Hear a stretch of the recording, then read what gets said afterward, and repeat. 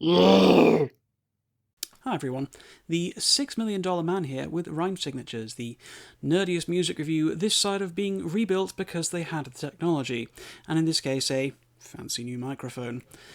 And today we're going to be doing a review of the new Oceans of Slumber album, Starlight and Ash. A lot of bands out there will quite happily go their entire career playing the same crowd. You know, they're keeping things familiar, consistent, and quite regular. Like your AC/DCs, your Ailstorms, your Iron Maidens, Night Flight Orchestras, etc., etc. Then there's other bands who are happy to take a bit of a hard left turn and switch things up a bit to keep their audience guessing. Case in point, Anathema, Opeth, recently Deafheaven, and Devin Townsend. Dramatic style and genre switches are nothing new in popular music, and niche music for that matter, but they aren't always for the better. Sometimes things get severely lost in translation, and can completely fracture and split a fanbase, with one side arguing the virtues of the interesting new direction, and the other screaming that things were always better back in the day. This kind of brings us neatly to Oceans of Slumber, a band that had up until now been defined by their doom and gothic metal sensibilities, but managing to stand out from the crowd of similar sounding bands with Cammy Beverley's frankly stunning ability behind the microphone. Things have definitely been shaken up on Starlight and Ash, the fifth full-length release from Oceans of Slumber, and the fourth with Cammy on vocals. Whilst there are still elements of their doom and gothic roots intact, the direction has been shifted to a much softer, more southern rock style, with shorter song structures, a bit more emphasis on the vocals, with less direct atmosphere-driven soundscapes, and a greater focus on accessibility. The real question is, obviously at this point, does this work? Kind of. Look, I'm not going to beat around the bush here. I've honestly always found Oceans of Slumber to be a bit of a mid band that's mostly propped up by Cammy Beverley. She is, without a shadow of a doubt in my mind, not just one of the best metal vocalists ever, but just one of the best vocalists ever. Her haunting, passionate tones, achingly beautiful, soaring peaks, and shiver-inducing lows make her utterly incomparable in modern music. She is nothing short of a siren, and I wish everyone knew her name and appreciated what she's capable of behind a microphone. Having had the pleasure of seeing the band live a few years ago, I can confirm that this power and ability translates incredibly well to the stage. I'm of the opinion that she is a talent the likes of which comes around maybe once in a generation, and I sincerely hope she has her vocal cords insured for a lot of money. But anyway, getting back to my original point, the actual music behind the voice, it's fine. It's at best consistent and tonally rich, sure, but at its worst, it's honestly kind of dull. Mostly just sort of existing whilst lacking any real solid hooks, memorable riffs, or engaging melodies. I mean, things have improved on this album compared to their previous outings like the self-titled or the Banished Heart, as shaving a good 15 to 20 minutes off their average runtime has disposed of a lot of the bloat I associate with their earlier work. But it feels like there's a lot more improvements that could still be done here, aside from the streamlining of the overall experience. Ultimately, when a band favours a more straightforward structure, I would hope for a measured amount more immediacy and engagement from the music than what we actually have here on Starlight and Ash.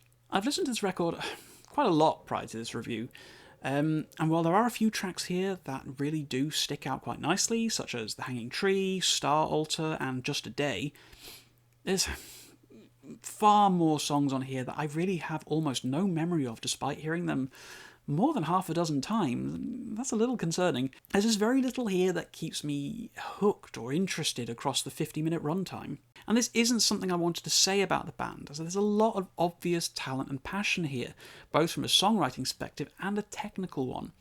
The band certainly knows how to make a song that works really well on paper, but I have to be honest, I do find them frustratingly dull at times. And I really do mean frustrating in the most positive way that can be said. It's frustrating because I know there's a better band trying to come out. Frustrating because I want to love them more than I do, due to how utterly unbelievable Cammy is. And it's frustrating because every part of this band should be working for me. I love everything they seem to be about in principle, but I just feel Starlight and Ash kind of misses the mark a bit. I know there's an S-tier album from this band lying dormant within their collective minds. It just feels like they haven't quite put it together right. There's a lot of polish and refinement that still needs to be done to achieve their true potential. It always feels like there's another band that does what they're doing, but better. I know this sounds rough, but I'm of the opinion that without Cammy Beverley's voice carrying them, I probably would have had little to no interest in the band and wouldn't have given them the attention that I have done over the past few years.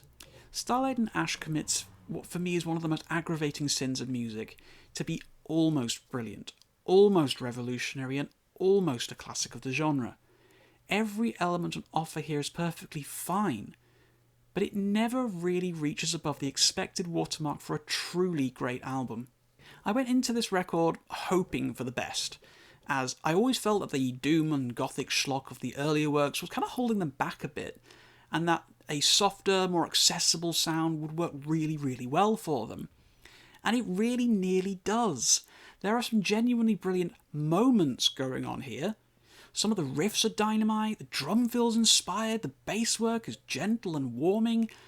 But I have to be honest, overall I feel this is a mid-tier package of a band that shows glimmers of such incredible potential and promise that it's all the more frustrating when it doesn't deliver on these moments in ways that you really just wish that they would.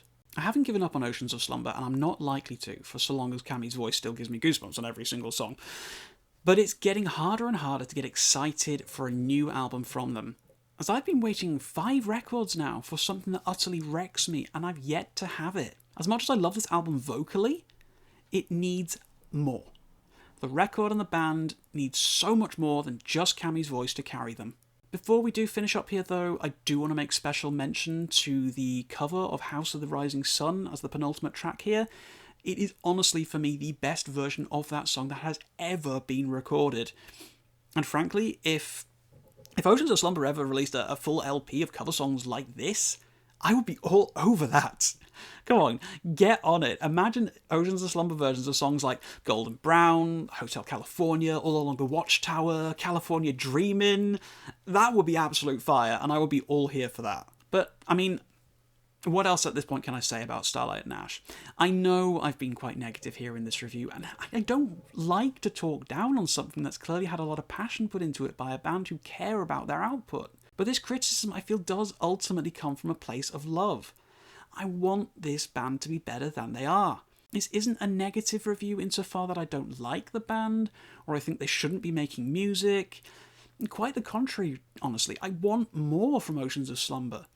I want them to be the best that they can be, because I know there's an incredible record hiding just out of reach. And if they could release something where all the songs are up to the standards of Just a Day or The Hanging Tree, we could be looking at an undefeatable Album of the Year winner. As things stand though, Starlight and Ash feels like a semi-failed experiment into genre switching, and I'm honestly not likely to revisit this, short of a small handful of the standout tracks and an absolutely stonking cover song. This is all, of course, my opinion, as you know, so tell me what you thought of this record in the comments down below. If you have anything you've listened to this year you think I should check out, let me know about it and might get around to giving it my own thoughts.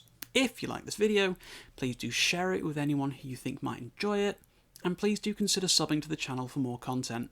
Until next time guys, keep your rhyme signatures odd.